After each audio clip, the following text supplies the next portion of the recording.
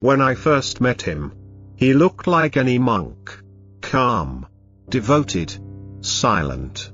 He wore the saffron robe. He walked barefoot.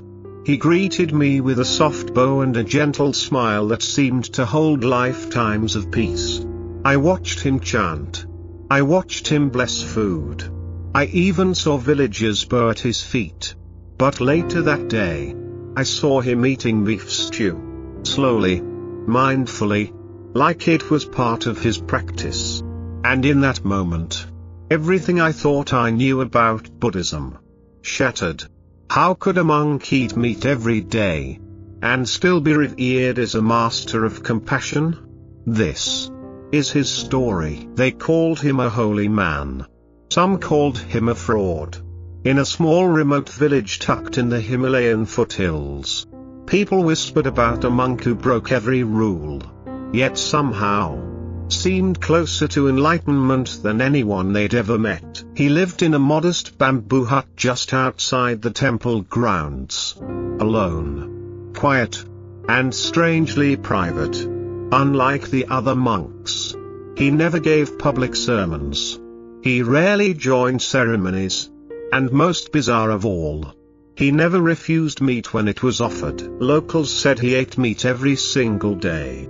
Pork, chicken, even beef. Some said he blessed the animals before eating. Others claimed he didn't even care. The rumors clashed like thunder in a quiet valley. He's enlightened. He's a disgrace. He's beyond rules. He's not even a real monk. But no one ever asked him directly. Not until I came. Not until I sat across from him, expecting to expose a fake. And instead found myself questioning everything I thought I knew about purity, compassion, and what it means to walk the spiritual path. Because what I discovered wasn't just a story about a man who ate meat.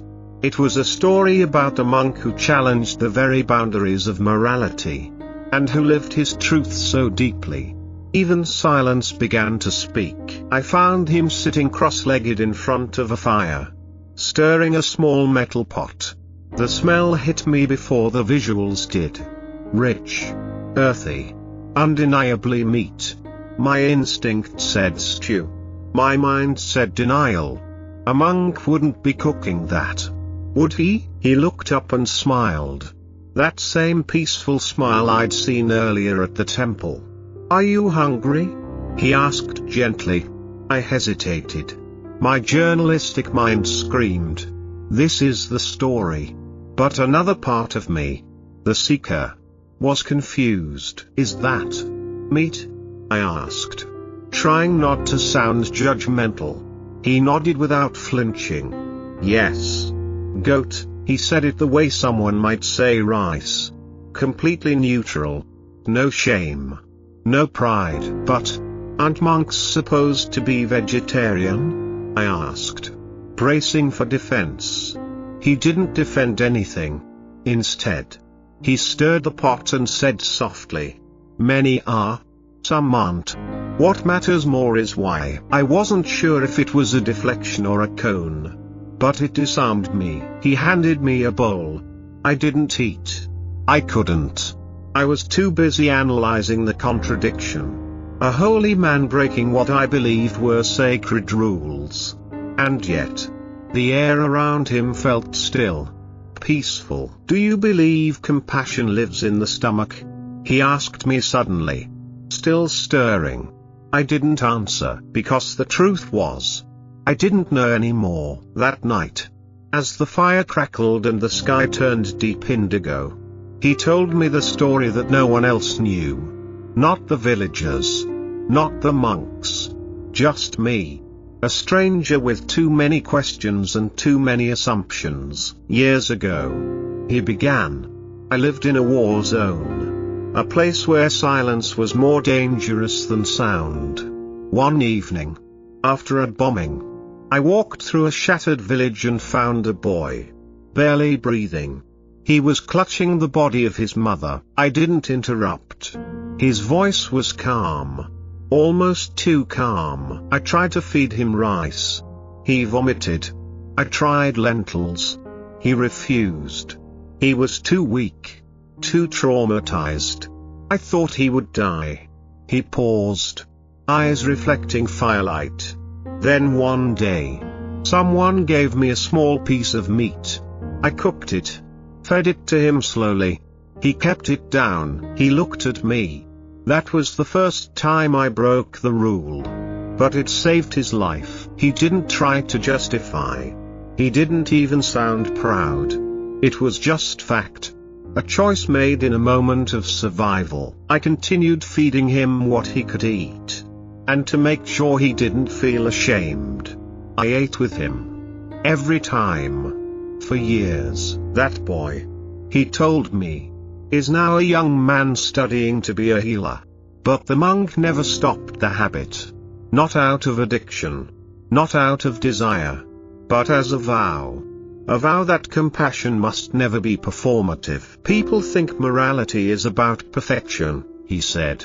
But sometimes, morality is about presence. Staying. Choosing. Even when the choice is messy. I stared at him in silence. Not because I didn't believe him. But because, deep down, I did. And that terrified me more than anything. But surely, I asked, the Buddha said we should never eat meat. Right?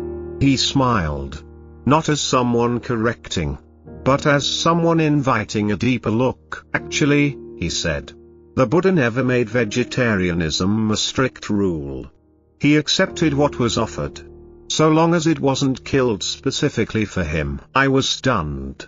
I had spent years believing vegetarianism was central to Buddhist morality.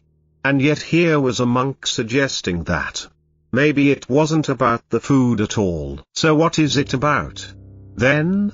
I asked. He placed a twig into the fire, watching it catch. It's about intention, attachment, ego.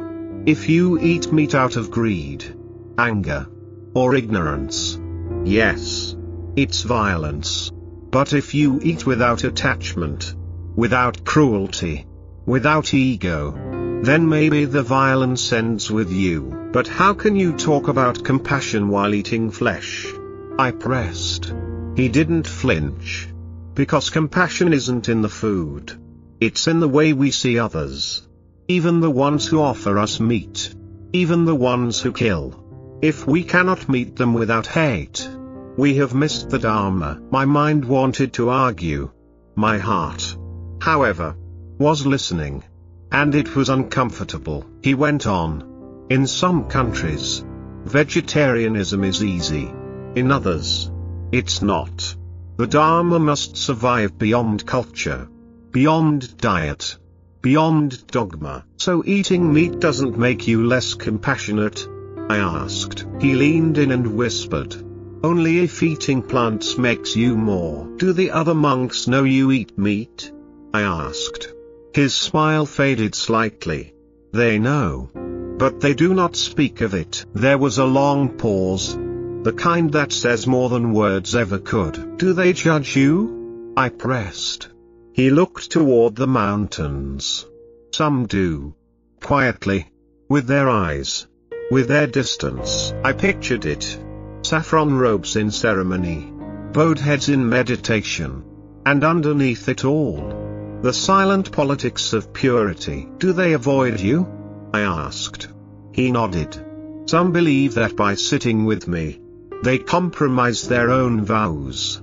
Others simply don't want to explain my presence. It hit me hard. This wasn't just about food. It was about image.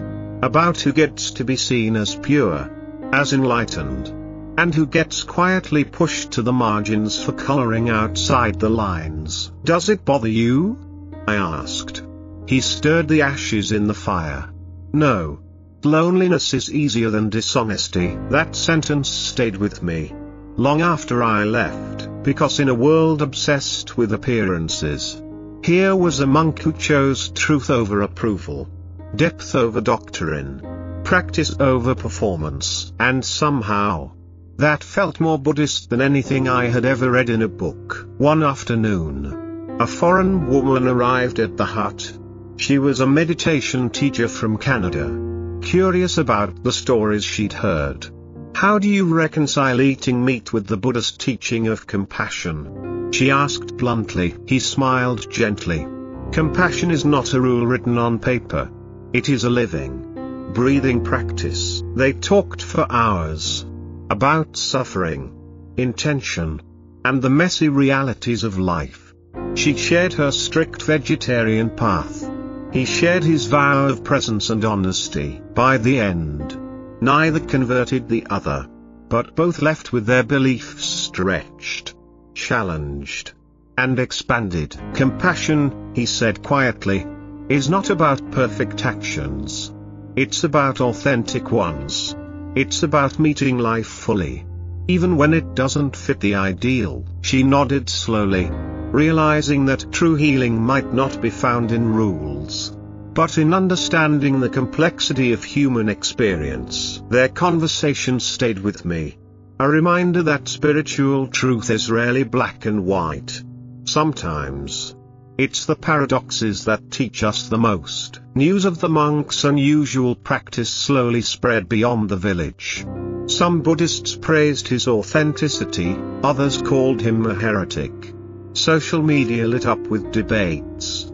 Is he breaking the Dharma? Is this modern Buddhism or hypocrisy? Traditionalists accused him of disrespect. Progressives saw a man confronting outdated dogma. Even villagers who once revered him grew conflicted. But through it all, the monk remained silent. Not out of defeat, but out of focus. "People project their fears and hopes on me," he said. "Their judgments reveal more about them than me." He continued his daily ritual. Meat stew at dawn. Meditation at dusk. Reminding everyone that spirituality is messy, personal, and often uncomfortable. This tension between tradition and personal truth echoes a larger global struggle. In a world hungry for certainty, his life throws down a gauntlet. How do we embrace difference without fracturing faith? After weeks of observation and countless conversations, one thing became clear: the monk's story is not about meat. It's about freedom. Freedom from rigid labels, from blind dogma, from superficial judgments. It's about compassion that transcends appearances and cultural expectations. He taught me that true spirituality demands courage.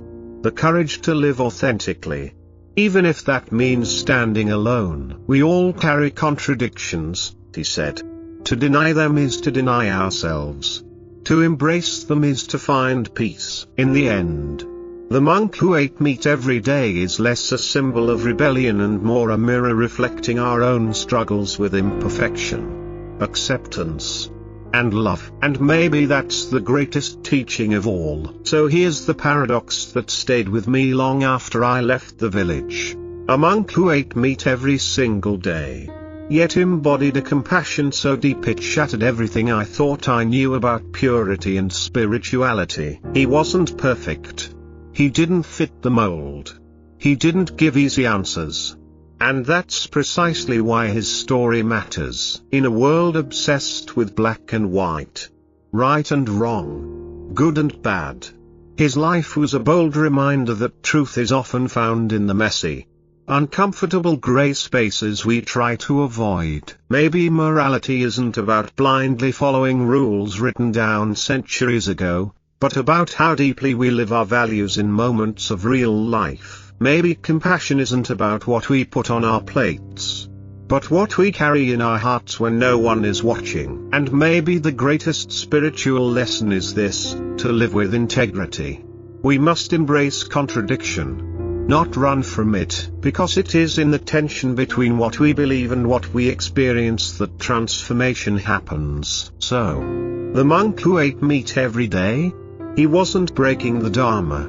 He was embodying it in a way that challenges us all to question, to feel, to accept the imperfect nature of being human. And in that messy, raw honesty lies a kind of enlightenment that no doctrine can teach. What will you do when your own beliefs are put to the test?